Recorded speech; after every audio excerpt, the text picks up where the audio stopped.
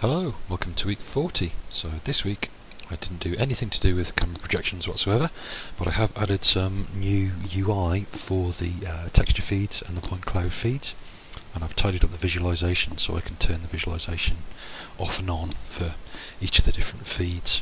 So you can see there's a depth feed, point cloud feed and texture feed for the local Connect camera, and a point cloud feed and a texture feed for the remote Connect camera. If I turn on the Tango, which is the little yellow head that you can see floating around there, so I've enabled the point cloud and the texture feed remotely, and now I turn them on locally, and then I can turn on visualization for that texture and that point cloud. So the texture only comes through when the device isn't moving, and that ensures that I don't sort of project a smeared image due to the fact that the camera is so rubbish on the Tango.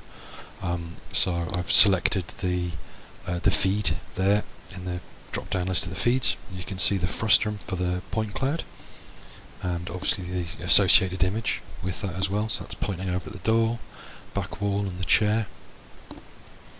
You can see the point cloud updating, I think it's 5 Hz. The texture should update at 10 Hz, but if the motion detection says no, that's moving too much, then it doesn't bother sending the image. So if I turn on chisel at this point and stop wobbling the camera around, it should start meshing up the scene. So this really kind of highlights just how drifty and terrible the quality of the camera is if you compare this to the Sketchfab scan that I've got from the Connect, which is using all the same code.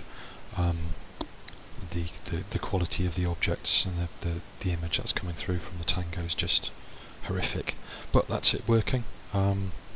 Next week back to camera alignment, and then it should be worth feeding the Connect and the Tango and the other Connect all into the same data set at the same time.